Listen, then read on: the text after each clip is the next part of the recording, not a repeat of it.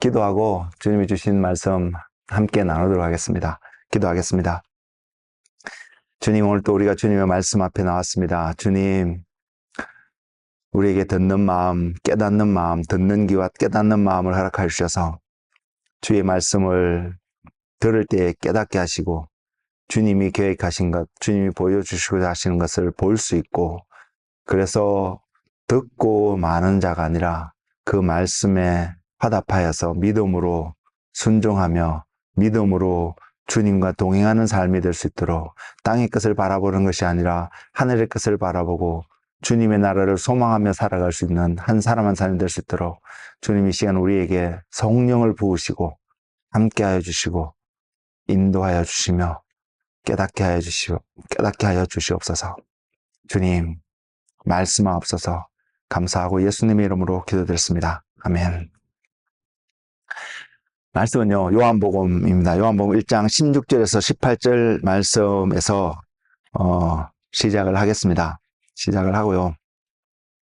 제목을 충만, 그의 충만, 주님의 충만 라고 적었는데, 그의 충만이 그분의 충만으로 말미암아 저와 여러분에게 은혜를 주시는 하나님, 은혜를 부어주신 예수 그리스도를 바라볼 수 있는 그 시간이 되기를 소망합니다. 요한복음 1장 16절에서 18절 말씀입니다. 찾으신 줄 알고 제가 읽어드리겠습니다. 우리가 다 그의 충만한 데서 받으니 은혜 위에 은혜라. 여러분, 이 말씀이 굉장히 의미 있는 말씀인데요. 지금 읽으면서도 주님이 또 깨닫게 해주시는데, 주님의 풍성함, 주님의 충만한 데서 우리에게 부어주시는 그분의 모습을 볼 수 있습니다. 다시 한번 읽어드리겠습니다. 우리가 다 그의 충만한 데서 받으니 은혜 위에 은혜라. 율법은 모세로 말미암아 주어진 것이요 은혜와 진리는 예수 그리스도로 말미암아 온 것이라. 본래 하나님을 본 사람이 없으되 아버지 품속에 있는 독생하신 하나님이 나타내셨느니라. 이 세 구절의 말씀 속에서요, 가장 기본적으로 우리에게 들려주는 주제를 먼저 미리 말씀을 드리면, 주님의 충만하심 가운데서 우리가 받는데 그것이 은혜 위에 은혜라고 표현할 정도로 풍성한 은혜임을 이야기하고 있습니다. 그러면서 주님을 통해서, 예수 그리스도를 통해서 우리에게 무엇이 주어지냐면 은혜와 진리가 주어지고, 그 은혜와 진리를 통해서 그것이 어떠한 모습으로 저와 여러분 삶 속에 표현되어지고 전달되어지던 그 모습을 통해서 무엇을 나타내냐면, 볼 수 없었던, 보지 못했던 하나님을 그리스도를 통하여서 볼 수 있다라고 표현하고 있습니다. 우리가 날마다의 어떤 삶을 살아가는데요, 어떤 모습 속에서는 세상의 모습과 우리가 살아가는 모습과 별로 구분 안 되는 일반적인 공통적인 모습이 있습니다. 이 모습들은 죄라고 표현되어 줄 수 있는 모습이 아니라 그냥 이 땅에서 살아가기 때문에, 또 캐나다라는 환경 속에서 저와 여러분이 살아가기 때문에 그냥 자연스럽게 나타나는 삶의 어떤 모습들이 있습니다. 그 모습은 전혀 문제가 안 되거든요. 그렇지만 그 모습 속에서 저와 여러분에게 주어진 것이 뭐냐면, 그런 삶의 모습을 살아야지만 그것을 통해서 그리스도로 말미암아 하나님을 볼 수 있고 하나님을 경험할 수 있고 하나님과 동행할 수 있음을 분명히 성경은 이야기하고 있기 때문에요. 우리의 삶은 외적으로 볼 모습은 다른 세상 사람들과 하나님을 알지 못하는 사람과 전혀 다를 바 없는 어떠한 모습들을 갖고 있지만, 그 모습 속에서 그리스도가 존귀되어지고 그리스도가 드러나고 눈에 보이지 않는 하나님의 아름다우심이, 그 영광이 저와 여러분 삶 속에서 드러나시는 그러한 믿음의 삶을 살아가시는 한 분 한 분 되시기를 예수 그리스도로 축복을 드립니다. 우리가 살아가는 시대를 신약 시대라고 말할 수 있습니다. New Testament Era라고 표현할 수 있는 이 시대. 이 시대의 가장 큰 특징은요, 은혜입니다. 은혜. 그리고 제가 이 은혜라고 표현한 이 단어를 사용하는 그 의미는요, 믿는 우리들에게만 주어진 은혜뿐만 아니라 믿지 않는 모든 사람들에게도 부어지고 있는 하나님의 은혜입니다. 그것을 지금 이야기하고 싶고요. 근데 그 은혜는 믿는 사람들이 느끼게 되는, 경험하게 되는 은혜와 믿지 않는 사람들도 경험할 수 있는 그 은혜라고 표현될 수 있는 어떤 모습이 축복이라고 표현할 수도 있고요. 성경에도 나와 있습니다만 모든 사람들에게 비를 주시는 그런 하나님의 은혜, 일반적인 계시와 마찬가지로 일반적인 은혜, 그런 은혜가 있습니다만은 믿는 사람들이 쉬운 예로 이것입니다. 똑같이 태양을 바라보고 자연을 바라보고 또 그 자연 속에 일어난 여러 가지 일들을 바라보면서 믿는 사람들이 표현하는 은혜의 모습과 믿지 않는 사람들이 표현하는 그 하나님의 계심, 하나님의 축복의 모습이 분명히 다를 수는 있습니다. 다르지만 그것을 일반적인 관점에서 모두가 그 은혜를 받는다라고 말할 수 있고요. 만약 우리가 그러한 하나님의 축복과 인도하심과 은혜가 이 땅 가운데 전혀 없다면, 쉽게 표현해서 구약시대와 같은 어떠한 시대를 우리가 살아간다면 조금이라도 죄를 지면 심판을 받을 수밖에 없고 죽을 수밖에 없는 그런 상황, 또는 우리가 그러한 이야기들을 참 많이 들을 수 있는 시대가 될 것이라는 것입니다. 구약시대의 모습이 그랬고요. 그런 구약시대에 하나님께서 이스라엘 백성들을 선택하시고 부르셔서 가나안 땅으로 들어가는데, 그들이 가나안 땅으로 들어가는 그 모습, 그 모습을 군대라고 표현할 수 있고요. 그것을 오늘날의 관점에서, 신약의 관점에서 바라보면 하나님의 군대를 예시하고 있는, 계시하고 있는 통로로서 보여주고 있는 부분이 분명히 있습니다. 다시 말씀드리면 이스라엘 백성들이 출애굽해서 가나안으로 들어가는 그 과정이 하나님의 군대가 이 땅 가운데 하나님의 나라가 도래하는 어떤 과정들을 계시하고 예시하고 있는 부분이 있다는 것을 말씀드리고 싶습니다. 비록 그 군대 속에서도요, 많은 이들이 하나님을 신뢰하고 믿지 못해서 가나안 땅에 들어가지 못했습니다. 그 표현이 히브리서 3장 19절에 분명히 있습니다. 그럼에도 불구하고 그들이 하나님의 군대로서 가나안 땅을 정복해 들어가는 그 과정 가운데 다 동참하고 있었다는 사실을 우리는 기억하면서요, 그것을 통해서 세례요한 또 예수님 또 그 표현을 하셨지만, 천국은 침노하는 자의 것이라고, 천국은 이 땅을 향해서 전진하고 있고 침노하고 있다고, 다가오고 있다고, 그래서 그것을 힘으로 취할 수 있음을 이야기하고 있고요. 그 다가오는 하나님의 나라는, 하나님의 나라가 우리가 인식하든 인식하지 못하든 다가오는 그 하나님의 나라로 인하여서 세상에 있는 것들과 충돌이 발생할 수밖에 없음을 우리는 먼저 기억하기를 원합니다. 바라볼 수 있기를 원합니다. 그래서 저와 여러분이 이 땅에서 믿음의 삶을 살아가면 살아가려고 할수록 그 삶을 성공적으로 살아갈 때 하나님의 나라는 적어도 우리의 삶 속에서 세워져 가는 일이 있을 것이고요. 우리가 그래서 세상에 나아가는 한 걸음 한 걸음의 나아감 속에서 세상 속에서 밀려오는 어떤 것들과 부딪히고 우리의 삶 속에서는 갈등이 되어지는 많은 일들이 분명히 존재할 것입니다. 이런 여정을 우리가 이 땅에서 살아가고 있고요. 이스라엘 백성들도 출애굽해서 가나안 들어가는 여정 속에서 그러한 유의 여정들을 이렇게 살아가고 있는데, 그러한 여정을 통해서요, 하나님이 오늘날 우리에게도 그들에게도 동일하게 주시고자 하시는 메시지가 적어도 두 가지 정도는 있다는 사실을 여러분 보이시나요?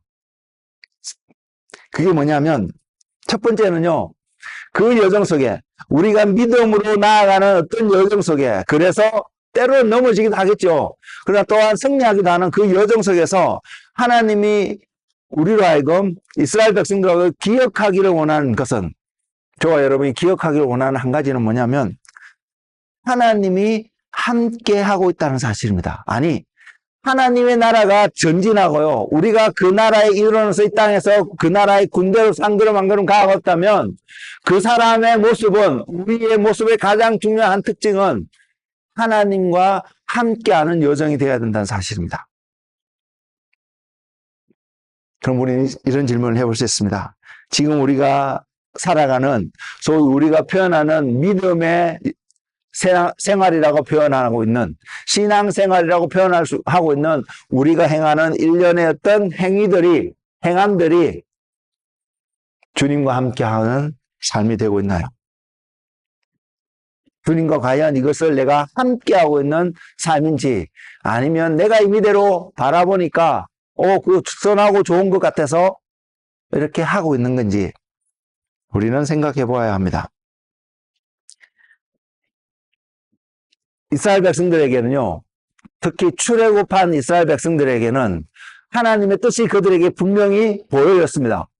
중간중간에 모세를 대적하면서 그것을 퀘션하게 하고, 그것에 질문하게 하고, 그것에 불평하고 있는 모습들도 분명히 나오지만, 그들에게 주어진 하나님의 뜻은 가나안 땅에 들어가는 것이었습니다. 가나안에 들어가는 것이 하나님의 뜻이었습니다. 저와 여러분의 삶 속에서 그렇게 표현할 수 있는, 하나님의 뜻이라고 표현할 수 있는 어떤 것들이 분명히 있을 거라고 생각합니다. 근데 이스라엘 백성들이 가나안을 40일간 정탐하고 돌아왔을 때에 그들이 알았잖아요. 우리가 하나님을 믿고 그 땅에 들어가서 정복하고 들어갔어야 되는데 10명의 그 이스라엘 백성들을 좌절하고 낙담케 하는, 하나님을 믿음 가운데서 나아가게 하지 못했던 그 보고서, 어떤 의미에서는 정확한 보고서였거든요. 바라보니까, 외적으로 보이는 그들의 모습을 보니까 우리는 정말 메뚜기와 같고, 그들은 장대하고, 어떤 민족들은 굉장히 높은 요새 가운데, 견고한 요새 가운데 있는 것 같아서 예산기를 두들겨 보니까 들어갈 수 없고 우리가 가서 승리할 수 없을 것 같아 보이는 것이 실제적인, 현실적인 그들이 직면한 문제일 수 있다는 사실입니다. 근데 그들에게 하나님이 요구하신 것은요, 그들이 가나안 땅에 사는 민족들이 얼마나 위대하냐 대단하냐 이것을 바라보는 것이 아니라 하나님이 위대한지, 하나님이 얼마나 능력 있는 분이신지를 바라보는 것이 그들이 해야 될 일이었고, 그것을 통하여서 하나님이 그들과 함께하고 있다는 사실을 보는 것이 그들의 믿음의 순종의 일이었는데 못했거든요. 우리가 잘 알다시피 못했습니다. 그러자 하나님께서 가나안에 들어가지 말고 40년을 광야 생활을 할 수 있게끔 그렇게 인도했는데, 그때도 그들은 그 하나님과 함께하는 여정을 통해서 가나안에 들어가는 것이 아니라 그냥 하나님께서 먼저 뜻이라고 말씀하셨기 때문에 그들이 의기와 그들의 혈기와 그들의 모습으로 가나안 땅에 들어가려고 해서 들어갔습니다. 그렇게 들어갔던 그들은 하나님이 함께하고 계시지 않았기 때문에, 가나안에 들어가는 것은 하나님의 뜻이었지만 하나님과 함께하는 여정이 아니었기 때문에 당시에 그때에 들어갔던 많은 사람들이 전쟁에서 패하고 죽게 되는 결과를 가져왔다는 사실을 여러분 보시나요? 그냥 하나의 스토리로서 보는 것이 아니라 우리의 삶 속에서도 동일하게 이것을 심각하게 적용하고 살펴볼 필요가 있다는 사실을 기억하는, 깨닫는 지혜가 여러분 가운데 있기를 원합니다. 그래서 하나님의 뜻을 향하여서 나아가는데, 그 뜻을 향해 나아가는 우리들의 삶 속에서도 하나님과 한 걸음 한 걸음 동행하면서 가는 삶이 너무나도 중요한 그 믿음의 여정의 한 부분인 것을 결코 가볍게 생각하지 마시기를 주님의 이름으로 부탁을 드립니다. 결국은 그것을 통해서요, 하나님과 함께하지 않는 어떠한 전쟁도 그 전쟁을 통해서 나는 우리가 승리했다라고 말할 수 있는 어떠한 모습 속에서도요, 하나님과 함께하지 않았다면 그 전쟁은 더 이상 우리에게 승리의 면류관을 주지 않을 수 있다는 사실을 기억하기를 원합니다. 두 번째는요, 이스라엘 백성들이 가나안 땅에 들어가면서 그들에게 요구하신 하나님의 뜻이 있습니다. 그것이 뭐냐면 민수기 33장 52절과 55절에서 56절 말씀에 기록되어 있는데 그 말씀을 먼저 읽어드릴게요. 그 땅의 원주민을 너희 앞에서 다 몰아내고 그 새긴 석상과 구워 만든 우상을 다 깨뜨리며 산당을 다 헐고 너희가 만일 그 땅의 원주민을 너희 앞에서 몰아내지 아니하면 너희가 남겨둔 자들이 너희의 눈에 가시와 너희의 옆구리에 찌르는 것이 되어 너희가 거주하는 땅에서 너희를 괴롭게 할 것이요 나는 그들에게 행하기로 생각한 것을 너희에게 행하리라. 이것은 오늘날 우리의 언어로요, 우리가 좀 잘 표현하는 방법대로 표현을 하면 어떠한 것이냐면 대표적인 것이 로마서 12장 2절에 있는 말씀입니다. 너희는 이 세대를 본받지 말고 오직 마음을 새롭게 함으로, 이 세대를 본받지 말라는 것입니다. 이 세대 가운데 행하고 있는 어떤 문화적인 어떤 부분들을 그리스도인들은 따라가면 안 되는 부분들이 분명히 있음을 성경은 이야기하고 있습니다. 민수기 33장 52절, 조금 전에 읽었던 55절에서 56절 말씀을 한마디로 표현하면 그 너희들이 들어간 땅에서 그들이 연습하고 있는, 프랙티스하고 있는 시기에 따라 절기에 따라 행하고 있는 어떤 많은 그들의 소위 문화들을 다 멸해야 될 것을 이야기하고 있다는 것입니다. 왜냐하면 그들의 그러한 리추얼하게 행하는 어떤 모습들이 하나님을 기억하게 하는 것이 아니라 더 나아가서 하나님을 반대하고 하나님을 대적하게 하는 문화들이기 때문에 그런 것들은 제거해야 되는 것을 분명히 이야기하고 있습니다.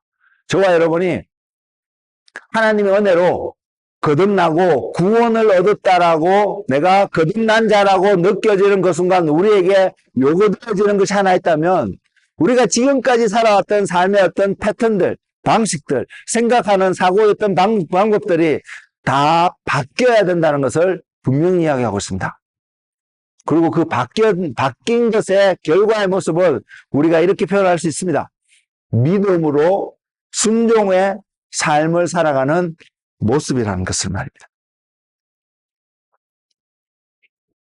즉 이스라엘 백성들이 가나안 땅으로 들어가는 그 과정을 통해서 또한 오늘날 우리가 신앙생활하는 우리들에게 하나님이 보여주시길 원하시고 알게 하시길 원하신 그 은혜 가운데 두 가지를 요약하면, 지금까지 했던 이야기들을 요약하면요, 하나님과 함께하는 삶, 또 세상에서 구별되어진 삶을 위해서 하나님 우리에게 무엇을 주셨냐면 은혜를 주셨다는 사실입니다. 그리스도를 주셨다는 것 사실입니다. 우리는 이것을 생각해 봐야 합니다. 우리 이것을 진짜 우리 이 부분을 생각해 봐야 합니다. 구약시대에 살아갔던 사람들의, 주님이 오시기 이전에 살았던 사람들의 한 특징은요, 하나님을 전혀 알 수 없는, 하나님 알기가 너무나 힘든 어떤 그런 환경 속에 살았다는 것입니다. 들을 수도 있고 경험한 사람들 이야기도 선지자들도 있고 이랬기 때문에 들을 수 있는 어떤 부분도 있었지만 예수님 이전과 이후의 삶을 비교해 보면 예수님 이전에는 그 하나님을 알기가 굉장히 힘들고 또 그 하나님을 대면하러 가는 그 사실 자체가 굉장히 두렵고 떨리고 어떤 의미에서는 자기의 목숨을 내놓고 들어가야 되는 그러한 부분들도 있었던 시대가 구약의 시대의 한 모습이라는 사실입니다. 그런데 예수님 오신 이후의 신약 시대는 구약 시대만큼 우리에게 그러한 것들을 요구하지 않는 어떤 그런 부분들이 있습니다. 저는 그것을 여러분에게 은혜라고 그렇게 표현을 들을 수 있는데 그 은혜로 말미암아 그렇다고 우리가 룰루랄라 아무 때나 아무렇게나 하나님 앞에 이렇게 갈 수 있다는 것이 아니라 그 은혜를 통하여서요, 우리가 구약 시대는 정말로 하나님 앞에 예배드리고 또 대제사장 1년에 한 번씩 그 지성소라는 곳에 들어가서 하나님을 대면하기 위해서, 왜 하나님을 왜 대면하냐면 1년 동안 지었던 모든 이스라엘 백성들의, 민족들의 그 죄를 하나님을 대면함으로써 하나님이 용서해 주는 어떠한 사인들을, 말씀들을 받아야 했거든요. 그래서 그들이 준비하는 과정이 성경에 기록되어 있습니다만 그 준비하는 과정이 사사롭게 하찮게 준비한 것이 아닙니다. 굉장히 조심스럽게 지극정성을 다해서 준비했다라고 우리는 말할 수 있습니다. 그렇게 해서 들어가도 때로는 대제사장이 1년에 한 번씩 들어가는 그 대제사장이 죽어서 나오는 경우도 있었기 때문에요. 그래서 그들이 들어갈 때에 발에 마치 고양이 목걸이에 방울을 다는 것처럼 그들의 발에 방울을 달고 줄을 메어져서 들어갑니다. 방울 소리가 들리지 않으면 안에서 지금 뭔 일이 발생했기 때문에 그들을 바깥에서 줄로 당겨서 끄집어내게끔 하기 위해서요. 이런 것이 구약시대였다면 신약시대에 들어와서는 그것이 조금 바뀌었습니다. 완전히 바뀌었습니다. 여전히 우리는 지성소 안에 들어가야 되고요. 우리의 죄인의 모습으로 그냥 들어가게 되면 하나님의 거룩하심 때문에 우리는 죽을 수밖에 없는 존재인 것이 신약이나 구약이나 변하지 않았습니다. 그럼에도 불구하고 신약시대에는 죽지 않을 수 있는 확실한 증거가 예수 그리스도를 통하여서 우리에게 주어졌다는 사실을 우리는 다시 한번 살펴볼 필요가 있다는 것입니다. 구약을 조금 뒤에 제가 좀 더 자세히 하기로 하고요. 신약 시대를 살아가는 우리가 이 시대가 은혜의 시대인 한 이유는요. 제가 지금까지 하나님이 함께 계심을 조금 말씀을 드렸다면 구약 시대보다 신약 시대에 우리에게 더 큰 은혜가 되어지는 예수 그리스도를 통해서 우리에게 더 큰 은혜가 되어지는 그 한 이유는 우리에게 주님이라는 그분을 통하여서 참빛, 빛을 우리에게 보여주셨다는 사실입니다. 그래서 신약 시대를 살아가는 모든 사람들에게 하나님께서 하나님이 어떠한 분이신가를 상대적으로 구약 시대보다는 더 정확하게 보이시는 시대, 보여주시는 시대가 되기 때문에 하나님이 모든 사람으로 하여금 다 회개하고 하나님께로 나오게끔 말씀하셨다는 것입니다. 그것이 사도행전 17장 30절에서 31절 말씀이 있는데 이렇게 표현하고 있습니다. 알지 못하던 시대에는 하나님이 간과하셨거니와 이제는 어디든지 사람에게 다 명하사 회개하라 하셨으니 이는 정하신 사람으로 하여금 천하를 공의로 심판할 날을 작정하시고 이에 그를 죽은 자 가운데서 다시 살리신 것으로 모든 사람에게 믿을 만한 증거를 주셨습니다.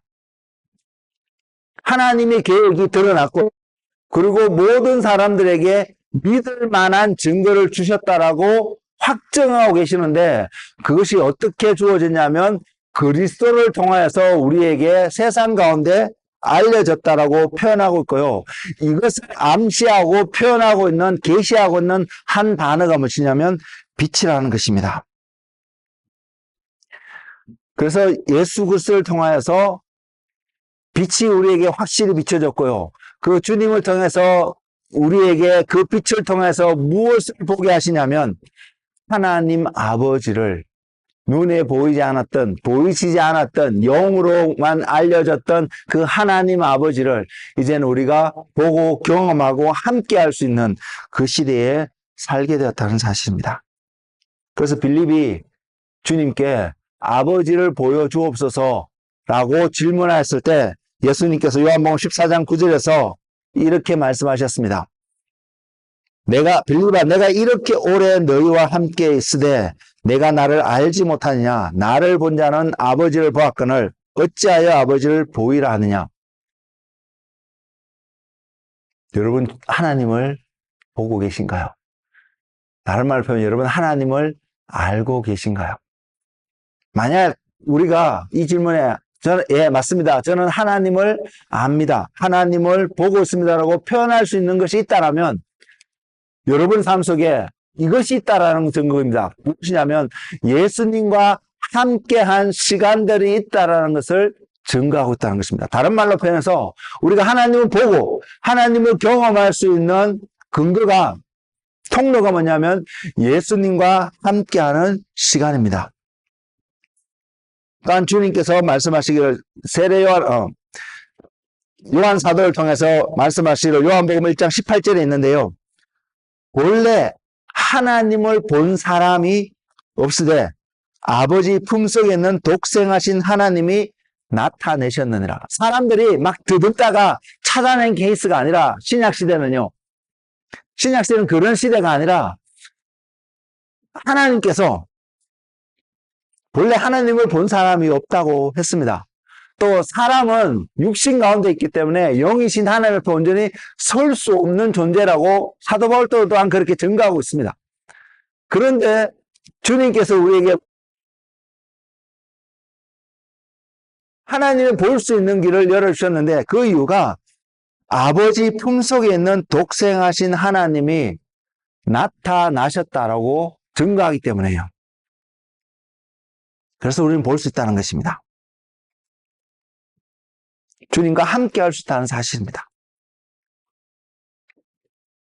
구약시대는 1년에 한 번씩 지성소라는 곳에 들어가서 하나님을 대면하는 시대였다면 신약시대는 그 구약시대에 하나님을 대면하는 것과 비교했을 때 언제든지 하나님을 대면하고 하나님 앞에 설 수 있는, 하나님 앞에 나아갈 수 있는 그런 시대를 살아갈 수 있는 시대가 신약의 시대고, 그래서 은혜의 시대라고 표현하는데요. 왜냐하면 주님께서 오셨어요.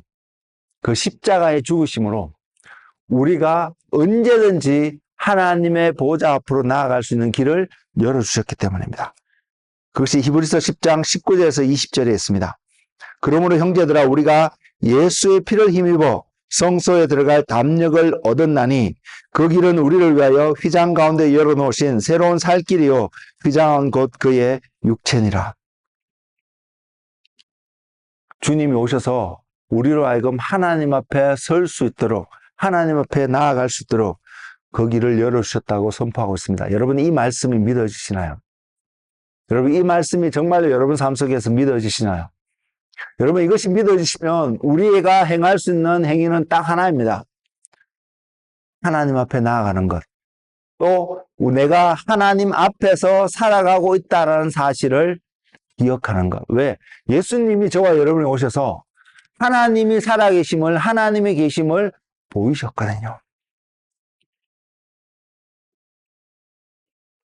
그래서 하나님 앞에 나아갈 수 있도록 길을 열어주셨거든요.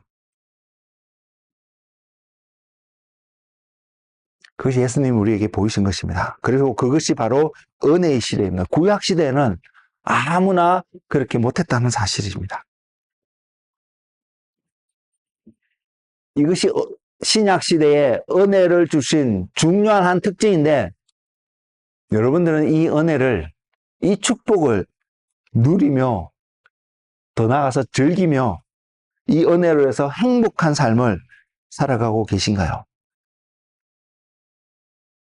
그래서 예수님을 바라보니까요, 그 예수님을 통해서 하나님 앞에 나아갈 수 있는 그분을 바라보니까 성경이 뭐라고 증가하고 있냐면, 오늘 우리에게 주신 본문 말씀을 통해서도요, 주님을 통해서 은혜와 진리를 주셨다라고 선포합니다.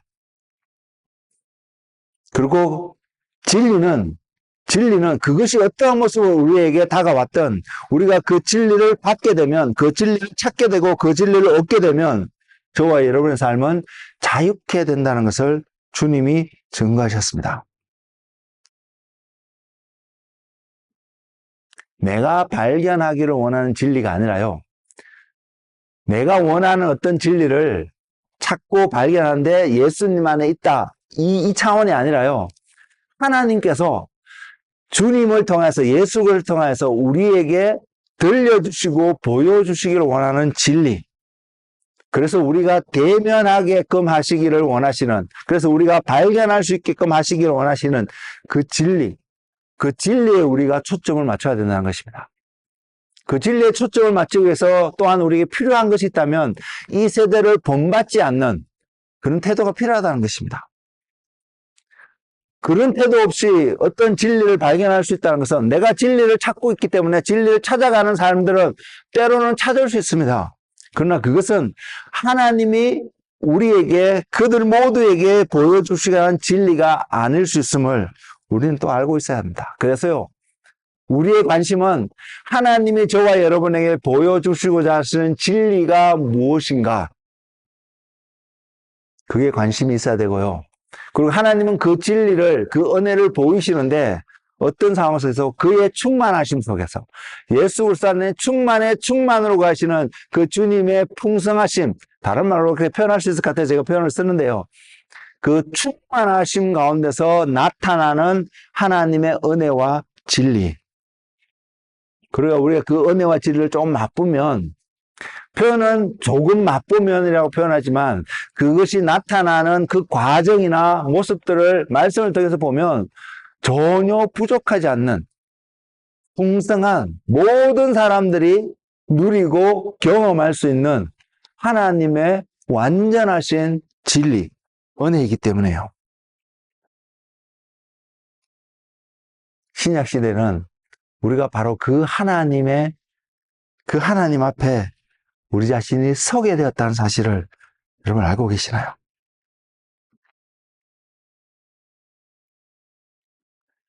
사도 요한이요, 말씀을 시작하면서 주님이 말씀이라고 표현하며 그 말씀이신 주님이 육체 가운데 오셨다고 하는데 그것을 또한 어떻게 표현하냐면 빛 가운데로, 빛으로 오셨다고 표현하고 있습니다. 릭 조엘 목사님의 어떤 글 속에서, 예전에 쓰신 글 속에서 이렇게 표현하고 있습니다. 마지막 시대의 한 특징은 빛과 어두움의 전쟁이라고요. 저와 여러분은 마지막 시대를 살아가고 있다면 빛과 어둠의 전쟁 속에서 우리가 그 전쟁이니까 소용돌일 수도 있잖아요. 혼란일 수도 있는데 그곳에서 우리의 삶이 영이 되고 있다는 사실을 분명히 이야기하고 있습니다. 그러면 우리가 빛이라고, 하나님께서 빛이라고 표현하고 있는데 예수 그리스도를 통해서 빛으로 우리에게 오셨다고 하는데 빛의 속성은 뭐냐면 감추어진 것을 드러나게 합니다. 그렇죠? 빛이 있는 곳에서는 뭔가가 보이지 않았던 어떤 것들이 보일 수 있게끔 하고 있다는 사실입니다. 반대로 어둠은요, 어둠이 캄캄하다고 표현하고 있다는, 할 수 있는 환경 속에 들어가면 무언가가 그곳에 있는데도 불구하고 우리는 그것이 무엇인지를 전혀 모른다는 것입니다. 볼 수 없다는 것입니다. 깜깜하기 때문에요. 빛은 드러내려고 하는 속성이 있다면 어둠은 감추려고 하는 속성이 있습니다. 그러면 빛은 무엇을 드러내려고 하고 어둠은 무엇을 감추려고 할까요? 우리에게서요. 여러분 무엇이라고 생각하세요? 뭐 여러 가지 많은 것들을 내올 수 있는데 가장 중요한 것, 빛이 우리 가운데서 비춰져서 반드시 드러내고자 하고요, 어둠이 우리 가운데서 덮여져서 반드시 감추고자 하는 것이 있는데요. 그것이 뭐냐면 하나님 자신입니다. 다른 많은 것들을 이야기할 수 있지만 가장 중요한 것은 하나님 자신입니다. 하나님께서 세상에 빛이 있어야 하시면서 세상 가운데 던지는 첫 번째 메시지가 하나님이 계심을 나타내기 위해서 빛으로 표현을 하셨고요, 어둠이 우리 가운데 덮여져 있어서 우리가 더듬었어도 어떻게든 정확하게 알지 못하고 발견하지 못하게 하는 사단의 전략은요, 하나님의 축복이 이래 있는데 감춰서 축복을 못 갖게 하고, 하나님의 나라가 있는데 그 나라 들어가면 좋은데 감춰서 못 갖게 하는, 그것을 넘어서 우리에게 던지는 메시지가 하나님은 없어, 하나님은 안 계셔, 성경의 그 모든 이야기들은 신화적인 이야기야, 실제가 아니야, 그런 메시지를 던진다는 것입니다. 그래서 우리를 시야를 가리고 우리의 감각을 둔하게 만들어서 하나님이 계심에도 불구하고 하나님을 볼 수 없게끔 만든다는 것이, 그것이 사단의 전략이고 또한 하나님의 계획입니다. 빛을 통해서요. 그래서 요한이 그것을 보면서 선포한 것이 요한복음 1장 4절에서 나와 있는데, 그 안에 생명이 있었으니 이 생명은 사람들의 빛이라. 왜? 말씀이 태초부터 계셨고 그 말씀이 하나님과 함께 계셨고 그 말씀이 하나님이었다라고 표현하면서 그 말씀이 이제 육신에 되어 우리 가운데 오시는 과정을 설명하는 과정 가운데 생명이 그 안에 있었음을 이야기하고 있고요. 그 생명이 사람들에게 주어지는데 사람들 안에 빛이라고 표현하고 있습니다.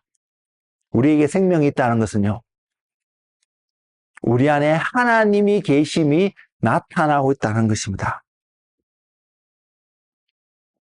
그래서 우리는 이런 질문을 던지고 이런 질문에 답을 할 수 있는 사람이 되기를 원합니다. 어떤 것이냐면, 지금 우리가 하나님 앞에서 살아가고 계신가요?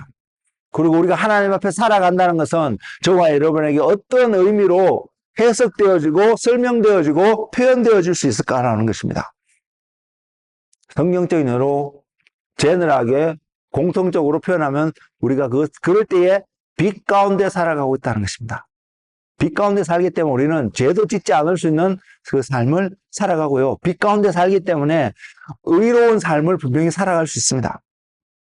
여러분이 대면하는 사회의 모든 영역 속에서 하나님이 함께 하시면 과연 어떻게 행동하고 어떻게 말할 수 있을까? 생각해 보시면 빛 가운데 살아가는 삶이 어떤 삶인지 이해가 될 것입니다. 반대로요, 하나님이 함께하고 있지 않다고 느껴지면 하나님 없어, 하나님 안 계셔 라고 생각되어지면 우리가 처한 환경 속에서, 사회 속에서 우리가 행할 수 있는 행위들, 한마디로 딱 표현할 수 있습니다. 내 생각에 옳다는 대로 살아갈 수 있다는 것입니다. 내가 생각하기에 아름다워 보이고, 내가 생각해 좋아 보이고, 그러한 일들로 우리는 살아갈 수 있다는 것입니다. 때로는 그런 일들 속에 정말 선하게 나타나는 일들도 있습니다. 그러나 많은 경우에 그러한 일들은 사회라는 공동체 속에서 살아가는 사람들 사회 속에서요, 갈등만을 야기하게 될 것입니다. 그래서 하나님은 우리에게 질서의 하나님 오신 이유가, 하나님이 기준으로 되어 있으면 모든 부분들이 다 질서롭게 새롭게 정리되어 줄 수 있기 때문입니다. 이것이 빛 가운데 살아가는 삶의 모습입니다. 그리고 예수님이 이 땅에 오셔서 그 삶의 모습을 보이셨습니다. 어떤 모습이요? 하나님 앞에서 살아가시는 삶의 모습. 그래서 우리가 주님을 따르고 주님을 배우고 주님의 삶을 살펴보면, 공부를 하면요, 저는 성경 공부를 선호하는 사람이 아니라서 잘 안 하는데요, 여러분 만약 성경 공부를 어디서 하신다면, 또한 하시게 된다면, 개인적이든 어떻게든 그 성경 공부의 결과는 예수님을 배우는 것입니다. 성경에 있는 어떤 지식들을 아는 것이 아니라 예수님을 배우는 것입니다. 예수님을 아는 것입니다. 하나님을 경험하는 것입니다. 그래서 결과적으로 하나님과 주님과 동행하는 삶이 우리의 삶 속에서 나타날 때에 그 성경 공부도 바른 성경 공부고요, 그 신앙생활도 믿음 생활도 바른 신앙생활인 것을 기억하고 적용할 수 있는 지혜가 여러분 가운데 있기를 원합니다. 그 예수님의 삶, 예수님의 삶에 대해서 이사야 선지자가 이렇게 예언했습니다. 이사야서 11장 3절에서 5절 말씀이 있는데요, 그가 여호와를 경외함으로 즐거움을 삼을 것이며, 그냥 하나님을 경외하는 정도가 아닙니다. 하나님을 경외하는 것이 즐거움을 삼는 것입니다. 우리가 주님을 배우면, 주님께 와서 주님을 알고 배우면 우리의 삶 속에서도 동일하게 이런 삶이 나타난다는 것입니다. 그의 눈에 보이는 대로 심판하지 아니하며 그의 귀에 들리는 대로 판단하지 아니하며. 일상적인 우리의 삶 속에서는 이런 일들이 너무 많이 일어나죠. 우리가 보는 대로 판단하고 우리가 듣는 대로, 사실 여부를 떠나서요, 특히 요즘 인터넷이 발달되면서 유튜브나 이런 매체들 통해서 사실과 관계없이 그냥 듣는 대로 보는 대로 우리의 생각이 픽스되고 그것을 표현하고 있는 우리의 모습들 쉽게 발견하고 있지 않나요? 근데 주님은 그렇게 하지 않는다는 것을 분명히 이야기하고 있습니다.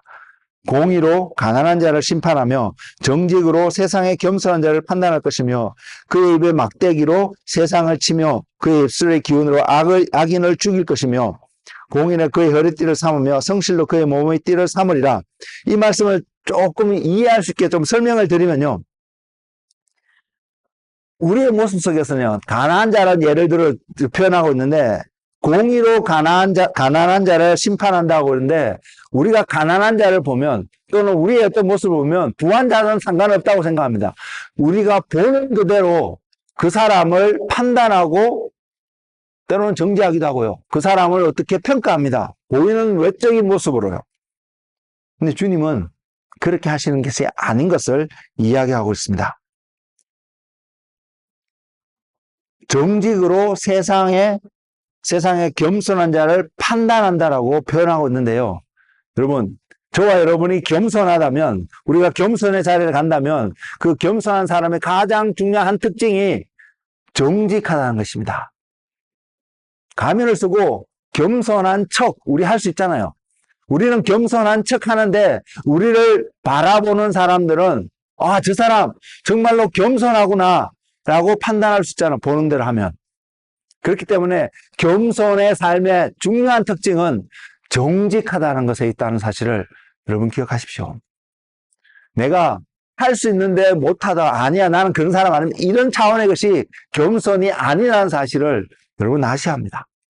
그것을 깨닫는 지혜, 그것을 분별하는 지혜, 그것이 오늘날 우리에게 주어지는 게 하나님의 은혜고요. 우리가 그러한 시대에 살아가고 있음을 분명히 말하고 있습니다. 그래서 주님의 삶이 공의로 그의 허리띠를 삼으며 성실로 그의 몸의 띠를 삼으리라. 두 가지를 나오고 있습니다. 의로운 삶을 분명히 이야기하고 있고요. 수많은 단어들 중에 왜 하나님께서 이사야 선지자를 통해 주님의 삶이 성실한 것으로 표현하고 있을까요? 교회 안에 있는 많은 사람들, 우리는 이것을 생각해 봐야 합니다. 사도 바울도 신약 다른 글 속에서 그렇게 표현하고 있는데, 그리스도를 섬기듯이 너희가 서로 섬겨야 될 것을 이야기하고 있잖아요.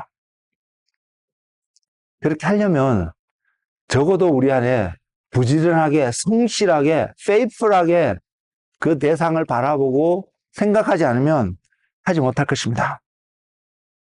근데 우리는 종종 그런 이야기 듣잖아요. 특히 교회 안에 있는 청년들, 제가 얼마 전에도 유튜브 속에서 그런 이야기 했는데 공감가는 이야기 중에 하나가 뭐냐면, 청년들이 교회 안에서 결혼할 상대자를 찾는데 결혼할 대상자를 못 찾는다는 것입니다. 왜냐하면 믿음은 좋은 것 같은데 세상에서는 별 볼 일 없는, 능력이 없는, 소위 세상의 어떤 기준을 보면 직업도 제대로 찾지 못하고 뭘 하는지 목적도 없이 그냥 살아가고 있는, 능력이 없는, 진짜 그런 모습으로 보이지 않는다는 것입니다. 메리트가 없이 보인다는 것입니다.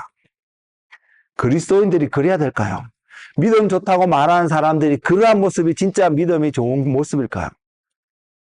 주님이 성실하게 산다고 표현하고 있는데, 우리가 주님과도 상관없이, 믿음과도 상관없이 이 땅에서도 성실하게 어떤 일을 열심히 하는 사람이라면 그 사람은 세상에서 인정받는 사람이 되지 않을까요? 근데 우리는 예수님을 믿는데 그 예수님을 통해서 하나님을 바라보고 우리가 그 주님을 통해서 하나님 앞에서 어떠한 삶을, 어떠한 축복을 누리며 살아가는 것을 아는데 이 성실한 부분들을 가볍게 여길 수 있을까요? 주님을 통해서 배우는 삶이 이러한 삶인 것을 성경은 분명히 표현하고 있고요. 주님은 그것을 통해서 우리에게 은혜와 진리가 충만하신 주님이신 것을 분명히 보여주고 있습니다. 다시 한번 강조드리지만 주님을 통하지 않고는 하나님 아버지께로 갈 수 없다는 것을 분명히 보여주고 있습니다. 왜 이 말씀을 드리냐면, 빛을 비추셔서 하나님이 계심을 보이시고, 그리고 그 예수 그리스도를 통해서 하나님을 본다는 것뿐만 아니라 하나님을 경험하고 하나님과 함께하는 삶을 보이셨기 때문에요. 하나님 앞에 나아가는 길, 조금 전에 이야기했던 히브리서에서 기록하고 있는 말씀처럼 하나님 앞에 나아가는 그 휘장을 찢고 하나님 앞에 나아갈 수 있는 그 길을 허락하신 것도 주님이신데, 그것을 통해서 하나님 앞에 설 수 있는 것을 보이셨는데, 예수 그리스도 외에는 하나님 앞으로 나아갈 수 없다는 것이 명확하게 보이신 사건이고 그 실체가 주님이라는 것입니다. 그래서 요한복음 14장 6절에 주님이 선포하시기를 내가 곧 길이요 진리요 생명이니 나로 말미암지 않고는 아버지께로 올 자가 없다라고 선언하신 것입니다. 사도 바울은요, 에베소서에서 교회를 주님의 몸이라고 표현하고 있습니다.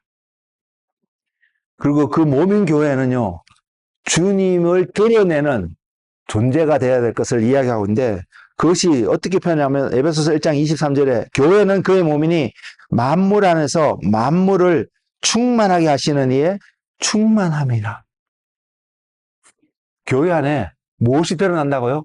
충만함이 드러나는데 뭐 어떤 충만? 그 충만함 결국 무엇을 나타낼 거예요? 하나님을 드러내잖아요. 예수님을 드러내잖아요. 저와 여러분, 우리가 교회로 모인 이곳에 주님이 나타나고 계신가요? 제가 최근에 계속해서 질문하고 있는 질문입니다.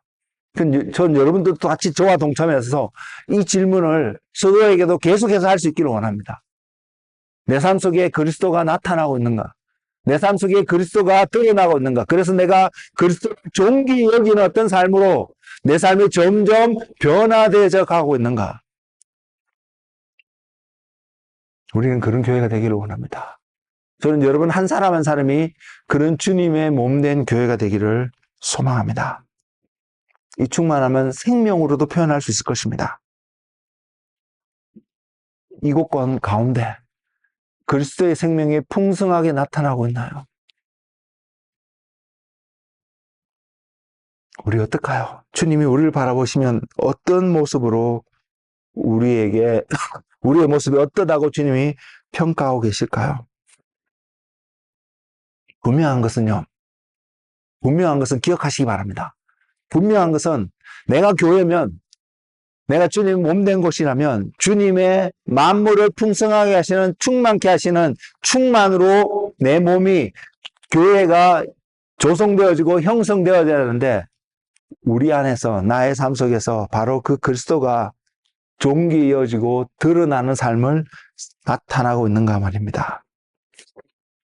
그래서 저는 여러분에게, 주님이 우리에게 이 말씀을 명령하고 있다고 믿습니다. 뭐냐면 주님의 충만을 구하는 여러분들 되세요. 그리고 주님의 풍성한 은혜와 진리를 구하는 여러분들 되세요. 저희 교회 2번의 모임이 있습니다. 일주일에요. 한 번은 오늘 주일이고요. 한 번은 이번 주부터는 수요일 날 모입니다. 기도 모임으로. 여러분 개인적인 시간 속에서도 주님 앞에 기도하고 나아가야 되겠지만 이제는 우리가 함께 모여서, 적은 무리지만 함께 모여서 주님의 충만을 구하고 주님의 풍성한 은혜와 진리를 구해야 되지 않을까요? 여러분 하나님의 사람이 되고 싶지 않으세요? 빛을 보내서 밝히신 그 하나님을 경험하고 싶지 않으세요? 그럼 우리는 하나님을 더 깊이 구하는 자리에 우리는 나가야 될 것입니다. 여러분이 이 땅에서 해야 될 많은 responsibility, 그런 책임감과 의무감은 이 많은 일보다도 하나님을 구하고 하나님 앞에서는 우리의 삶이 더 중요하다고 느끼지 않으세요? 이것을 깨닫는 은혜가 여러분의 것이 되기를 주의 이름으로 축복을 드립니다. 그래서 우리가 한 마음으로 주님을 구하고 주님과 동행하고 그 주님의 빛이 우리한테 비쳐서 우리에게도 생명이 활성화되고 우리를 통하여서 우리가 밟는 그곳에 하나님의 나라를 전진해가는 통로로서 부르심을 입은 저와 여러분의 삶 속에 세상 가운데 그 하나님의 빛을, 하나님의 생명을 전하는, 나타내는 주님의 사람들이 되시기를 예수 그리스도의 이름으로 축복을 드립니다. 기도하겠습니다. 주님, 신약 시대에 우리를 살게 하셔서 하나님을 보이시고 하나님을 발견하게 하시고 하나님을 깨닫게 하시고 하나님과 동행할 수 있는 기회를 주신 주님, 그 주님을, 당신을 정말 온전히 배우고 아는 일에 우리가 성실하게 다가가는 삶이 되기를 소망합니다. 주님, 주의 성령을 이곳에서 함께 예배드리는 한 사람 한 사람에게 부어주셔서 주님의 빛을 이곳에서 예배하는 한 사람 한 사람에게 비춰주셔서 느껴지지 않고 깨달아지지 않았던 하나님이 느껴지고 깨달아지고 경험되어지는 삶이 되게 하여 주시옵고, 그래서 그 은혜로 말미암아 하나님께 감사와 영광을 올려드리는 진리 가운데 자유를 누리며 살아가는 삶이 될 수 있도록 주님 축복하여 주시옵소서. 주님 안수하여 주시옵소서.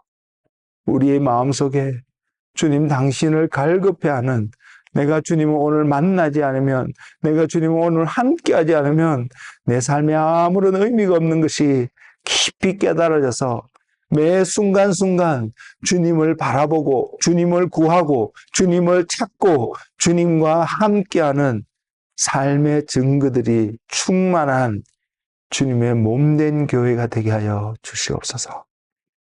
그래서 주님 홀로 영광 받으시며 하나님의 아름다우심이 풍성하게 나타나는 주님의 교회가 되게 하여 주옵소서. 예수님의 이름으로 기도드렸습니다.